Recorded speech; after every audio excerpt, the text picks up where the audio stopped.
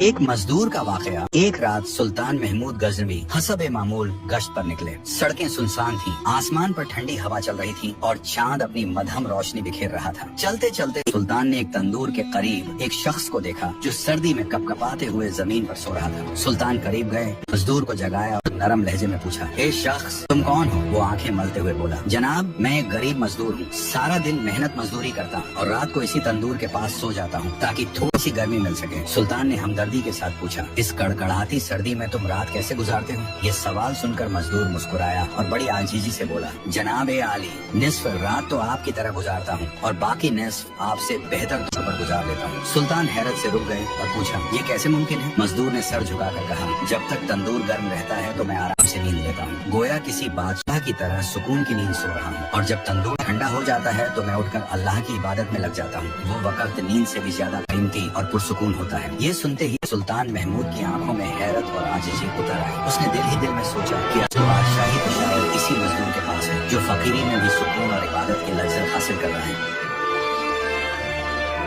حضرت بلال حبشی رضی اللہ عنہ نبی کریم کی یاد میں رو رو کر اپنے دل کو سنبھال نہیں پائے۔ انہیں اب مدینہ کی گلیوں میں سکون نہیں ملتا تھا۔ پھر بلال شام چلے گئے اور وہیں رہنے لگے، مگر نبی کی یاد میں وہاں بھی چین نہیں ملا۔ کافی وقت بیت گیا۔ ایک دن انہوں نے خواب میں نبی پاک کی زیارت کی۔ آپ نے فرمایا، بلال ہم سے ملنا کیوں چھوڑ دیا؟ آنکھ کھلتے ہی بلال مدینہ کے لیے روانہ ہو گئے۔ کئی دنوں کی لمبی یاترا کے بعد جب مدینہ پہنچے تو مسجد نبی میں حاضری دی اور روزہ رسول کے پاس پہنچے تو وہیں بے ہوش ہو گئے۔ اہل مدینہ نے فرمائش کی، ایک بار پھر وہی اذان سنا دو جو تم نبی کے زمانے میں دیا کرتے تھے۔ بلال نے کہا، اب مجھ سے وہ برداشت نہیں ہوگا، لیکن جب حسن اور حسین تو انکار کرنا ممکن نہیں تھا۔ جب بلال نے اذان شروع کی تو پورا مدینہ رو پڑا۔ ایسا لگا جیسے پیارے نبی کا زمانہ پھر سے لوٹ آیا ہو۔ عورتیں بچے سب گھروں سے باہر نکل آئیں، غم سے بے حال، ہر دل ٹوٹ گیا۔ جب بلال نے کہا، اشہد ان محمد رسول اللہ، تو لوگوں کی چیخیں نکل گئیں، ہر کوئی رو پڑا۔ بلال کی نظر ممبر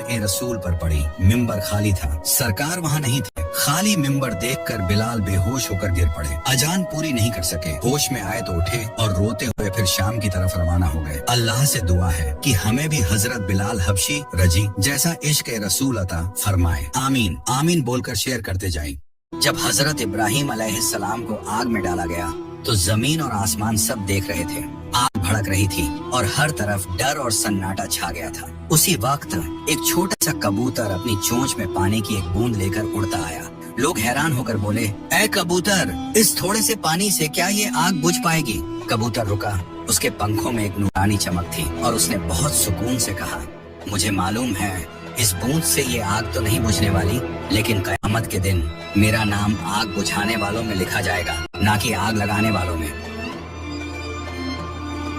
ایک آدمی حضرت موسیٰ کے پاس آیا اور کہا، اے اللہ کے نبی، مجھے جانوروں کی بھاشا سکھا دیجئے۔ حضرت موسیٰ نے فرمایا، یہ علم تمہارے لیے نقصان دہ ہو سکتا ہے، بہتر ہے کہ اس سے بچو۔ لیکن وہ آدمی بار بار ضد کرتا رہا۔ آخرکار حضرت موسیٰ نے اسے جانوروں کی بھاشا سکھا دی۔ کچھ دنوں بعد وہ آدمی روٹی کھا رہا تھا کہ ایک ٹکڑا زمین پر گر گیا۔ ایک مرغی اور ایک کتا اس کے پاس دوڑے۔ مرغی نے ترنت وہ ٹکڑا اٹھا لیا۔ کتا بولا، مجھے بھوک لگی تھی، تم تو لالچی ہو، مجھے وہ ٹکڑا دے دو۔ مرغی نے کہا، پریشان مت ہو، کل ہمارے مالک کا بیل مر جائے گا، تب جتنا چاہو گوشت کھا لینا۔ یہ سن کر آدمی ڈر گیا، اس نے ترنت بیل کو بیچ دیا۔ اگلے دن واقعی وہ بیل نئے مالک کے گھر مر گیا۔ کتا بولا، تم نے جھوٹ بولا، نہ تمہیں گوشت ملا نہ بیل یہاں مرا۔ مرغی نے افسوس سے کہا، ہمارا مالک بے وقوف نکلا، اگر بیل اس کے گھر مرتا تو وہ اس کے لیے صدقہ بن جاتا اور اس کی جان بچ جاتی، لیکن اس نے بیل بیچ کر اپنی جان کو خطرے میں ڈال دیا۔ پھر مرغی بولی، اب سنو، کل ہمارا مالک مر جائے گا، تب جتنا چاہو کھانا کھانا۔ یہ سن کر وہ آدمی پاگل سا ہو گیا۔ وہ ترنت حضرت موسیٰ کے پاس دوڑا اور روتے ہوئے کہا، اے اللہ کے نبی، مجھے معاف کر دیجئے، مجھے موت سے بچا لیجئے۔ حضرت موسیٰ نے فرمایا، جو تم آج دیکھ رہے ہو میں نے وہ اسی دن دیکھ لیا تھا جب تم ضد کر رہے تھے۔ اب وقت آ گیا ہے اور وقت آنے پر کوئی نہیں بچ سکتا۔ جب مال کا نقصان ہو تو صبر کرنا چاہیے۔ یہ کہہ کر حضرت موسیٰ وہاں سے چلے گئے اور ایک دن بعد وہ آدمی واقعی مر گیا۔ کہانی سے سیکھ، سچی سمجھداری اس میں ہے کہ انسان اللہ پر بھروسہ کرے، نہ کہ ہر راز جاننے کی کوشش کرے۔